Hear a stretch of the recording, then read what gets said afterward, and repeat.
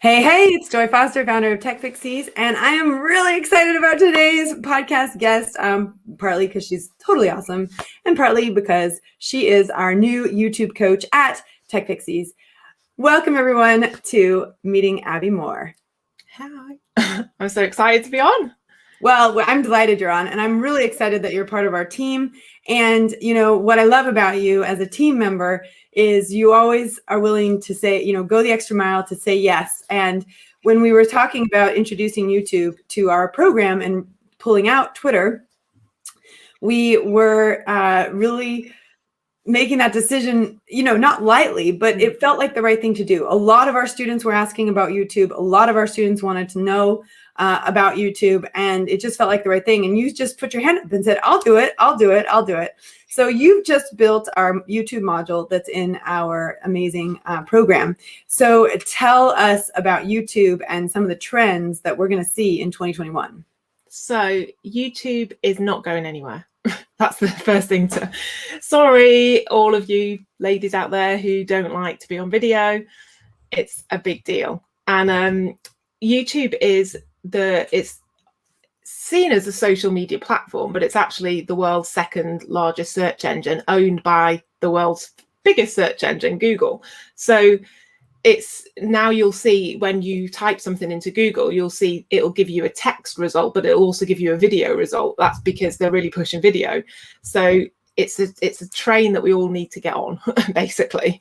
And what I've got some stats down here because it's really important to get the right. You can't get an idea of how important video is without some of these stats. So 70% of people have bought a brand as a result of seeing it on YouTube. I mean, to me, that's like insane. Like that many people, 70%. I use YouTube all the time when I'm trying to figure out how to use a product, you know? So, I mean, we some of you might know, we just bought a camper van. One of my dreams of life is to have a camper van. I'm so excited about it. But I didn't know how to do the rock and roll bed. And I went onto YouTube to try and find a video on how to, put the rock and roll bed down. So tutorials for products, how to use products, totally 100% essential, or getting reviews from products right before you buy them.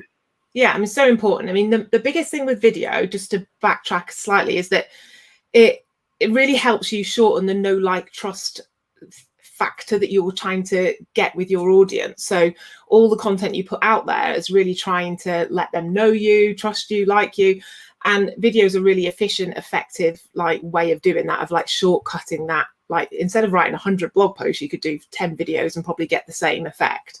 And video also helps.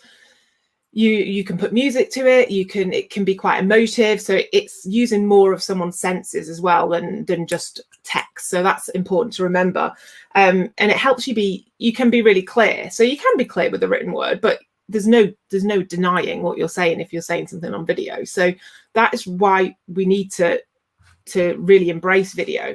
And I'd say with YouTube, going back to that, the how-to tutorial type content is so important, but there are 3 main types of content that you need to do on YouTube, and this goes for everyone.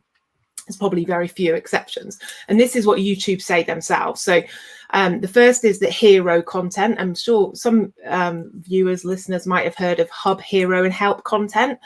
So the hero content is that attention grabbing content that engages potential viewers, and it's creative, it highlights something, and it only happens a few times a year. So that might be for some vloggers having a baby, or those things that don't happen that often, maybe moving house, or the kind of big life events, or for a business it would be your big launches. The hub is the stuff that keeps them coming back, content that people want to see, but it's episodic, so it builds a relationship and it kind of warms up the prospect. It's meant for the warm prospects rather. And that's sort of what Cathy Hayes was doing. So we interviewed Cathy Hayes, and she's doing this peacock dress, and she releases episodes as she goes along building the dress. Yeah. Rather than like what you're saying, the hero, where she just shows you the dress when it's finished. Yeah. She's breaking it down over a series of episodes. Yeah, so the hub content would be monthly, where the hero might be quarterly or like a couple of times a year or whatever. So the hub is that monthly stuff, and it's kind of like for most people, it might be more on the line of the vlogs, you know, because that's building up, it's episodic, something that's kind of, that's, you know, not all in one go. And then there's the help content, and the help content is what should be making up most people's content on most people's channels. And that's weekly, ideally. It's the stuff that answers the questions. It's the how-tos, it's the tutorials, it's all of that stuff. It is the reviews as well. And that all goes in there, and it's based on search queries. So what people are putting into YouTube, you know, how do I fold out a random bed in a camper van, as Joy would put, you know, and it's that content that answers that. And this is where SEO is really important on YouTube, but that's a conversation for another day potentially. But you've got, I think with every channel, you should be doing hub, hero and help content. My old channel was about blogging. And I did a few outliers because I kind of like, yeah, you've got to be on, helps to be in a niche, but those outliers sometimes, if you're monetized, they can help. You know, I've done I wrote down some stats. I did six easy to make Christmas cards with children once, and it's got 204,000 views, right? Wow. So it was Christmas cards. So what did I think next? Like, that earns me a bit of money. So I did 6 easy to make Mother's Day cards to make with children, which is now on 229,000 views. So they are outliers. They're not going to damage my channel. They're not going to necessarily bring me my ideal customer, but I wanted to create it, and I created it, and it still earns money. Now, when you say earns money, tell us about that. How does someone then start to monetize YouTube? So you need to have regular viewers that are going to, you know, push your watch time. And as soon as your watch time, it used to be 400 hours, whether that's changed or not recently, because I've not posted on my channel for a couple of years now. I've demonetized it. It doesn't earn me money right now, but they used to, people watch those, and people can put ads, different people could put ads on my video, and then I'd earn money off it. So I can decide, when you post your video, you can decide whether you want to monetize that video or not. And for those ones that are like the outliers, I always said yes, because there's a theory to not wanting ads on your videos because you don't want to send people to somewhere else. So some channels don't monetize at all because they want to keep their people. But when you're starting and you kind of want to get the money from all the different revenue points, you might as well. And then you've got in the help, I had my Canva tutorials that would go into that for me. And some of them have done all right. There's kind of the best one's about 33,000 views. But go into what Joy said about the reviews. I reviewed the best thing in the world, but a kid's suitcase that was built into a scooter. It's amazing. So for the airports, kids are just scooting around on the scooter, which folds back into it's amazing. But that was just something that someone gifted me to review, but it's got 19,000 views. So it just proves that you can start putting out the content based on what you've got at home and you like, you know. Yes, let's take a step back. Before you've even got to the point that you can monetize something where you've got lots of views, you need to get started. So you have created this amazing, I know my picture's on it, but you created it. The most amazing YouTube Get Started guide. So for those of you who are listening or those of you who are watching, go grab your free Get Started guide with YouTube at techpixies.com/YouTube. What are they going to find when they grab this free guide, Aby? So it just walks you through, because YouTube is a bit of it's a beast. There's a lot going on in YouTube. And it's going to walk you through literally how to get set up step by step so that you're ready to start thinking about creating your first video. So then you can post that video. So it's going to show you how to set up your channel and all of that good stuff. But you mentioned the trends, and there's certain things going into the hub, hero and help content. You can still use the trends that are here for this year and probably into next year to feed into these categories. So the one thing that's not in question is there's YouTube is growing. It's growing every day. And there are 400 hours of video uploaded every minute on YouTube. I mean, that's, again, it's the stats blow my mind, because we think it's a beast, but then when we know there's 400 hours every minute, it's like, crikey. And over 1 billion hours watched every day on YouTube. So it is, you know. Well, my kids have definitely stopped watching TV. Like, yeah. They don't watch TV. They watch YouTube. In fact, guess what I was doing this morning, Abby, between 8 o'clock and 8:30, which is our family time before school. I was watching a YouTube video on how to create a Spider-Man mask. We bought the template from Etsy, and my son was so excited about it, and he's cut all the templates out, and then he wanted us to shape and mold this mask. And those of you who are in our progression program, which is our more advanced program for people who've graduated from social media mastery, which we're now going to start calling it. What's amazing is, you all know I made a World War II mask already. So my son's like, great, mom can make masks. So now I'm going to go get this template for the Spider-Man mask. So that's what I spent my morning doing. Literally watching YouTube videos on how to make an Etsy Spider-Man mask. That's exactly what I did. That's, my kid just watches YouTube too. She never watches telly. So it is like something that we need to embrace. And the key things I think we need to embrace and hopefully put into our content are, I'm just going to highlight a few of them. YouTube Live, that's big news. People are consuming, I think I've got a stat here. Consumers spend 8 times longer watching live video than they do pre-recorded, like on-demand video. So that's something that you could put into your content, wherever that would choose, in your hero, hub, or help content, because live helps people make that connection. Like we're live now, and we could talk to people in the comments, and it helps people know that you're authentic and genuine and all of that jazz. So it's really, really important, and more people watch live stream video than any other video. So that is something that you need to bear in mind. You could do live Q&As, or you could showcase your product on a live. You could get a client on to demonstrate something live. There's so many things you can do, but make sure you're always trying to tell your brand story in that live as well. Shopping is a big deal on YouTube as well. 80% of online shoppers have watched a YouTube video of the product they intend to buy. It's insane, isn't it? Yeah, people just love it. When I was getting married, my dad and I did the shopping cart dance, where you're walking down the aisle and putting stuff in the shopping cart. That triggered that thought. I just wanted to make sure we. And over the last 2 years, shop with me videos have increased tenfold in terms of watch time. So there's these videos that are like, come and shop with me, all of that jazz. And you can see in your YouTube app, it's just really, shopping is a big thing. So build in those shop with me kind of videos as well, if it's relevant to your channel. We got a question actually here about YouTube Live. So I don't have enough subscribers for the live function. Do you know how you get like YouTube Live?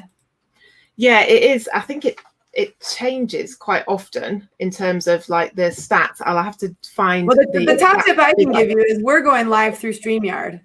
So I've connected the YouTube channel to our StreamYard, and I'm actually able to go live on 2 channels at the same time, both Facebook and YouTube. We don't yet have LinkedIn Live, but I know that we really want it, and that would be really cool to be able to stream onto LinkedIn as well. So I think what I would highly recommend, first of all, I would highly recommend StreamYard. What's so funny about StreamYard? Ages and ages ago, we did a really cool series on Earn What You're Worth. I think it was Earn What You're Worth. And Julie Kalegi was one of the gals that I interviewed. And Zoom was not connecting to Facebook to go live. And we could not, for the life of us, get it to work. And she said, you know what I would do, Joy? I would just set up a StreamYard account. And I was just like, Julie, we have to go live in 2 minutes. She's like, yeah, it'll take you 2 minutes to set it up. So I set up the StreamYard account in like 2 minutes, and literally we've been running with it ever since. Mm-hmm. And so I do think StreamYard is a great tool for going live through other things. Yeah. So if you can't go natively, get StreamYard. Lachelle is in the house. Hello, Lachelle. Yay, Lachelle. We're so happy to have you back on our lives with us. But Lachelle says that she loved that series. That series was the Earn What You're Worth series. And I agree. That was one of our most powerful series. And a lot of people have got a lot out of that. Yeah. So some other trends that you might want to tap into. Some of them are going to be relevant to your content more than others, but night and morning routines. People love to creep on what other people do in their days. And so there's been a 300% increase in Wasn't there a movie about that, The Harry Truman Show? Yeah, I think so. I've never seen it, but if you say so, I'm going to go with that. Yeah, Joy, that's a thing. Jim Carrey. Everyone watched Jim. It was like the early days of reality TV, and Jim Carrey, he plays this person who is being on. He doesn't know he's on reality TV. Like he doesn't realize it's all fake and set up, and everyone's watching his life from when he brushes his teeth to, and then he tries to escape. Yeah, people love it. 300% increase in watch time in morning ones and an 80% increase in evening routines. So people love a peek into someone else's life. They want to know like what products you're using, which is when you can put your product review things in those ones as well, you know. And it is, for a brand, it's a product placement goldmine, really. Those type of, you know, get ready with me, morning routines, evening routines. Everyone's on, even people I've watched that are entrepreneurs, they have done some like morning routines, or you know, so it's a thing. Sustainable living is also Trini does her makeup in the mornings. She's a lot of fun to watch. She has all sorts of thoughts and exactly, so people love it. It's just like you can watch that when you're getting ready as well, so it makes you feel more connected to that person. So green sustainable living is another thing. Again, it might not be seem hugely relevant to some brands, but for example, I am a horse rider, but I could have a video on the sustainable products that I use, or the fact that like we've got loads of plastic at the yard and what we could do to that, you know. So I could still make that trend relevant to my audience, you know. So that's a big thing. There's huge increase in the search term sustainable living. And also there's you might have seen on YouTube, there's kind of the ugly to beauty challenge trend. That's a big thing, and it's like kind of on other platforms as glow up, but you could do that with loads of different things. It doesn't have to be beauty, like traditional makeup beauty thing. You could do it. I could do it with a hairy horse that's just been clipped, and that could be a glow up. Like I could do it by just taking a shower. Like I could do a pre-video, run upstairs, have a shower, and do a post video, and oh my gosh, it's like a different person. It's a glow up. So you can use, you know, you can take the trend and make it fit your audience. However, that, you know, you could even do like a room glow up. I suppose it would be an ugly room to beautiful, or, you know, you can do that, and that is a thing that you can take onto other like content, and ads are becoming a big deal as well. So people are, like we've said about our children watching more YouTube, 75% of adults watch YouTube at home on their mobile, which is random because you think you could just put it on your TV, but they watch it on their phone, which is another thing to bear in mind when you're putting ads out there. People are watching on their mobile, so bear that in mind, because people aren't advertising on TV as much as they used to. People are realizing that their consumers are on YouTube, and so that's where the ad spend is starting to go.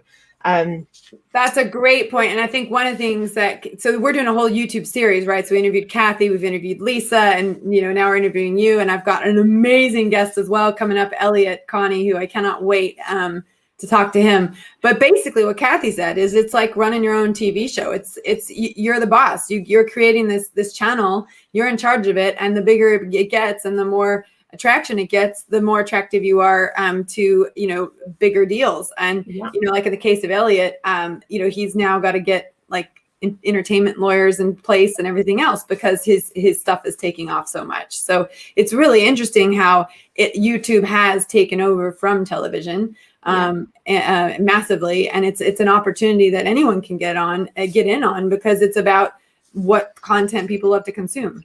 Yeah.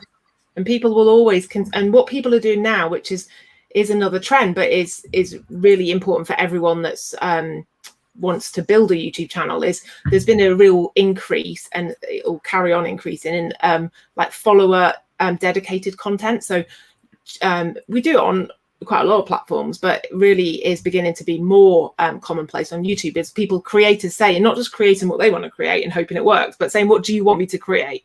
And then creating what the followers want them to create. So that's a big a big thing that's that helps you get engagement spikes, because people are obviously going to watch something if they've told you to create it. But so this co-creation concept is so important. In fact, we have pretty much, I made a couple of decisions in like maybe a year ago that I didn't consult the community on. Like I just sort of point blank made the decision. And then afterwards we ended up kind of backtracking and then creating, fixing the decision that I made without any input. And what I found was actually if everyone's input is taken into account and then the decision's made, the transition is much, much smoother. And sometimes you have to make decisions on content. Like, I mean, there is this is so great. I was listening this morning to my morning mentor, which I have with Mary Morrissey. Every morning I get like a little video of inspiration, and it's been so brilliant. But this morning she said, Henry Ford, if he sold people what they wanted, he would have sold them faster horses. So there is a point where you have to say, okay, the thing I have is better than faster horses. And now I've just got to convince people that it's worth the investment in it. And I've got to show them how it works. But I agree with you. I think co-creation is really important. And then there's a certain element of what you're doing. You have to have you have to understand what your long-term strategy is so that co-creation fits into that long-term strategy. Yeah. I mean, you're not you're not going to create something random just because people have asked you to do it necessarily. Some people would probably, the more jokesters on YouTube, but there's going to be that strategy in what you're going to create. But it's really important to consult the people that are going to watch it, because otherwise what you're doing. So I think there's a balance to everything. In having the different sorts of categories of content that you're going to fill helps you do that. So it helps you, like, I've done a couple of videos on weight loss. There's nothing to do with my channel necessarily, but I just wanted to create the video. And so I've done it, and they've done pretty decent, I think 25,000 views or whatever. But I still get comments on those videos saying, oh, like, can you give me more information about this, that, and the other? So that, even though that wasn't strategic in terms of my business, I'm a human and I like helping people. So I still like that, and I still answer those. I love that element about you. I love that you're human, but I really love that you love helping people, because you've been such a genuinely wonderful blessing to our business. And I'm so glad that we've got you on, the team, not just from the YouTube standpoint, but also from other parts of the business. What other trends do we have in YouTube?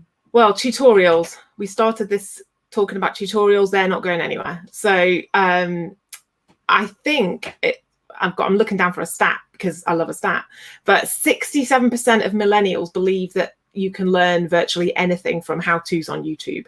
91% of people use their mobiles to watch YouTube tutorials. I mean, like, it's the first place you'd go, isn't it? Like, if I don't know Joy made me do something that I had to almost learn how to code.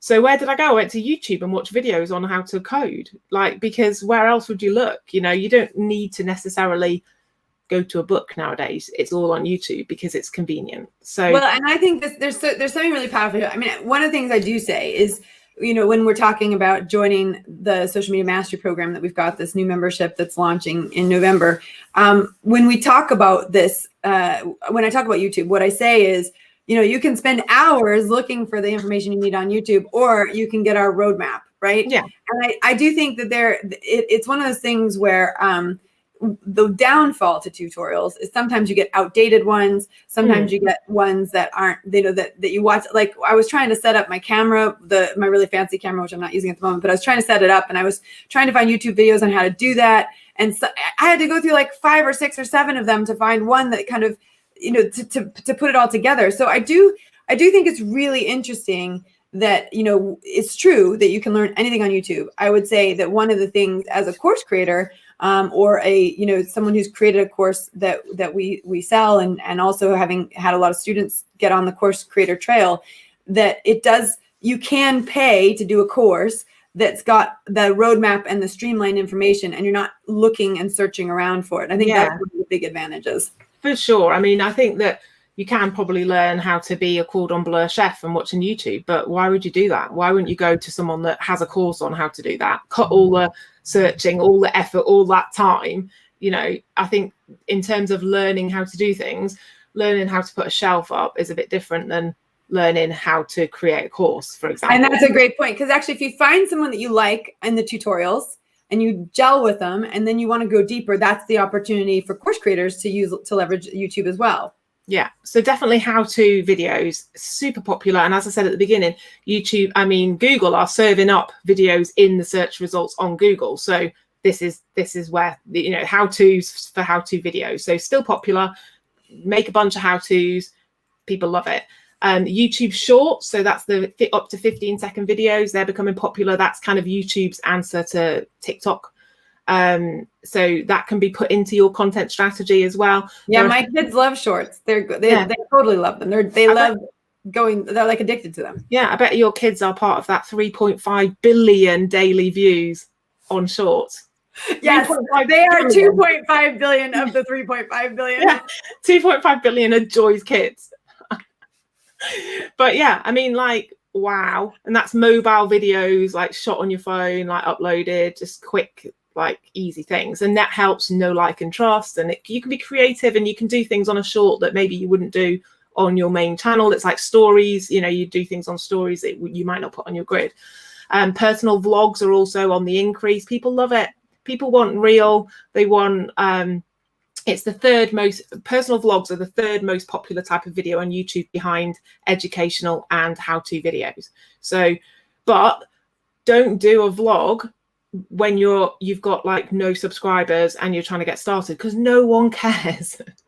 No one cares about your life when no one knows you. You need to do the focus on the other type of content, that helpful, the reviews. Oh, I see what you mean. Don't start just talking about your life if you haven't built up your audience. Like, if you're a new YouTuber, no one cares about what happened. You need to do the other stuff to get traction so that people like you enough. And that's where niching down matters, right? Yeah. Getting clear on your niche, getting focused on what, and that's what we talked about actually with Lisa. So one of the things when we were interviewing Lisa, so if you haven't heard Lisa's interview, I'd go back and watch that. But we talked about, she's in the tropical plants, tropical gardening in England, right? And actually I was teasing her and she said, no, Joy, listen, tropical plants do really well in England. And so, which I love, but what she's doing is she's building up a following of people who love tropical planting in England. And she does do a couple of little things here and there, but she said, I'm really focused on that because it'll serve up more videos to people who are interested in that. And that's where her focus is. So yeah. I think there's a point there where you build up the relationship with people and then you can branch out and do other things. Yeah, totally. I mean, like I say, I said it jokingly, but people don't care. So, I would watch. That's in our life coaching toolkit, right? You think everybody's worried about you and that they're judging you and that they're thinking about you. They're not.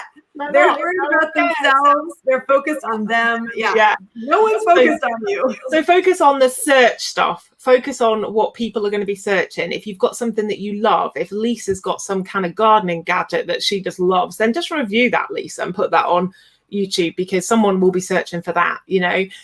How to do something, anything like that is going to be stuff to get your channel started. And then you can put in the kind of hero stuff when something happens, and you can put in the more vloggy stuff when you've started to get some people that are coming back to your channel. So it's all got its place, but be strategic about when you start pushing that content out. But yeah, for sure, like tropical gardens is a great niche, but don't be tied to it. That's what I'd say. Like I said, my channel was about teaching mums basically how to turn blogs into businesses in the main. But I felt a real call to do this video about weight loss or to do this video about whatever. So I did it, and I wasn't going to be tied to that. I wasn't going to think that's going to ruin my channel.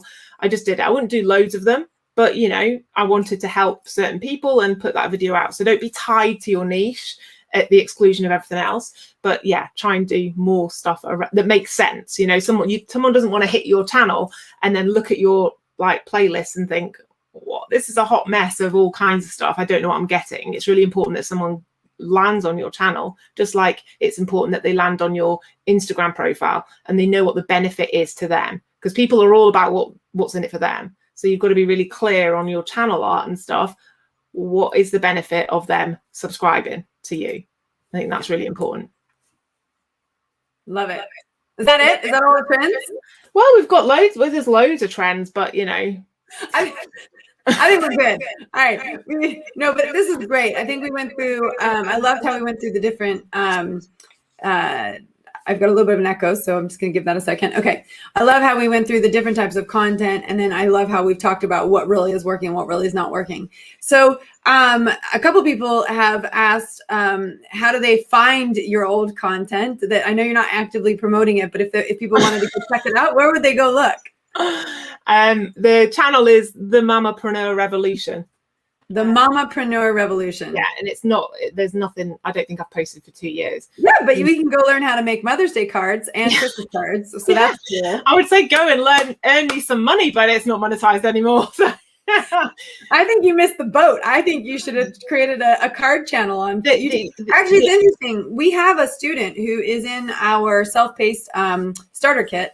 And that's what she does. She makes cards. So I'm going to send her this episode so she listens to it. The irony of the whole Mother's Day Christmas card debacle is that I hate crafts with an absolute passion, that you can only, I'd like literally come out in hives if my daughter says, can we do some crafts? I'm like, no.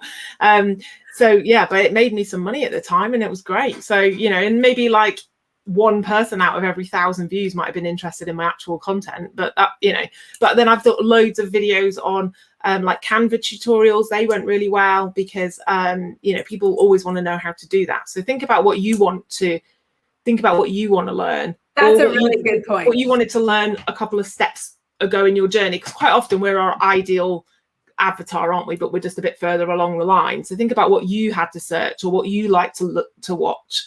And then you can create that kind of content as well. But just don't. I love that you were strong enough in yourself to know this is not the thing that I love. I'm just going to do this for, you know, to do it, but it's not what I want to do. Whereas someone who really loves it, if they do try it out and it does take off, it's an amazing opportunity for them. And I think that's where the gift is. It's so annoying because, like, you know, that, what did I write down? 229,000 views, 204,000 views.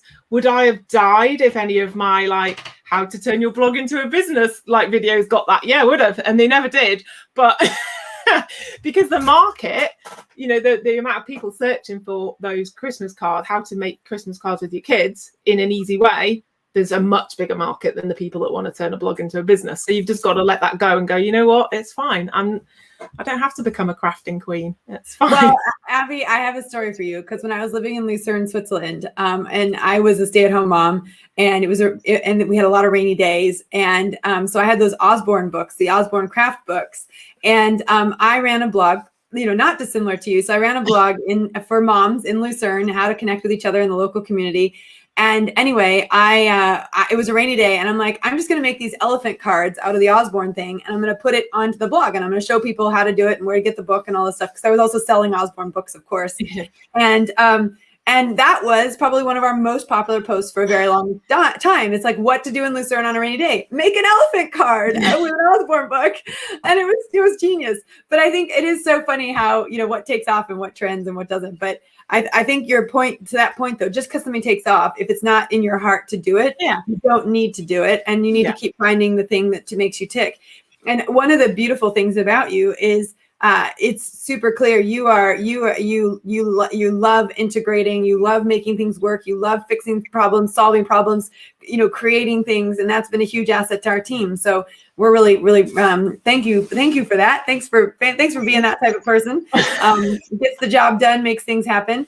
So speaking of which, just as a reminder, if you haven't got it yet, I don't know what you're doing. Go to YouTube, techpixie.com/YouTube. Grab the free Get Started guide that Aby has created. It's genius. It'll get you going. And of course, if you want to go deeper with YouTube, we all, you know, TechPixies is the place to be. And we'll show you other opportunities for where you can learn YouTube with coaching, without coaching, self-paced, etc. That's all coming in the next few weeks.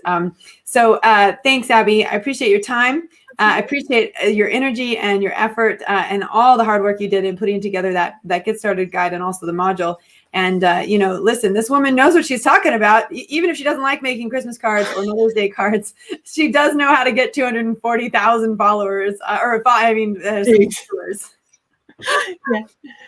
That's like 250,000. I know, it's loads. I wish I was still monetized. I was thinking, should I just throw up some videos to get the watch time up enough to be remonetized so that those videos can carry on earning money? But, you know. Well, let's Can't do switch. everything. Let's switch now to our live audience, who we always like to open up for questions at the end if we have time. We have a few minutes. Does anyone who's listening to this or watching this have a question for us? Bridget Batty says, loved this. Thank you. Mel says, hey, you two, this is so funny. It is funny. It's, you know, I have to say, it was really funny. Well, let's stick with the funny theme. Last night I was on a coaching call. I'm just looking if I can find my book.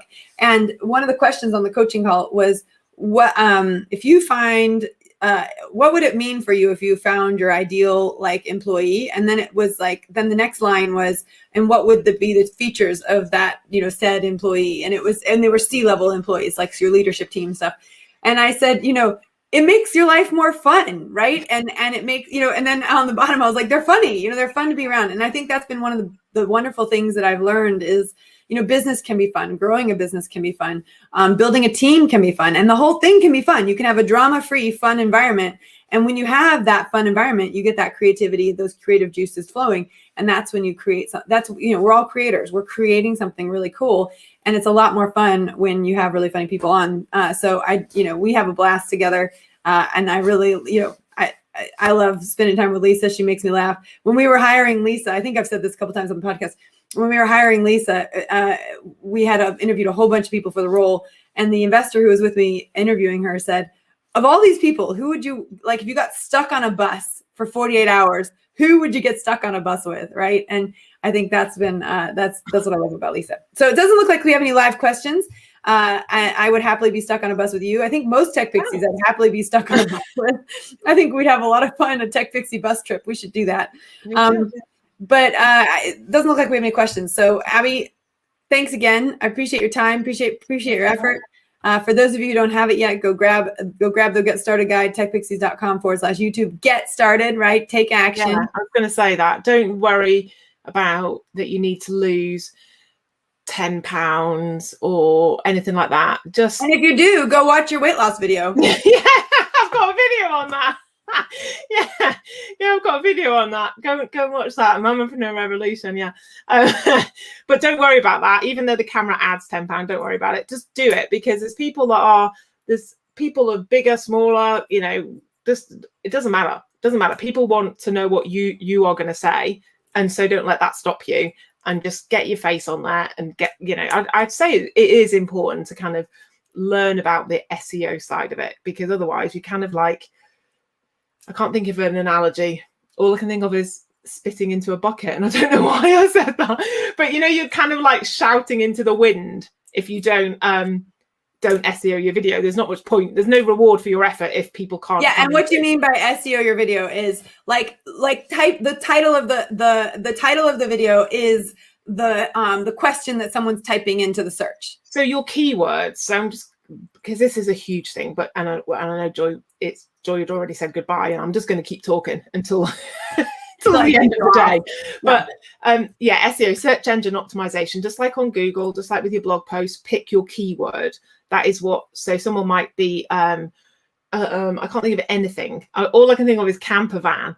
And I can't think of any keywords to do with a campervan, but I do rock and roll bed. How to rock and roll bed, right? Yeah. So rock and roll bed.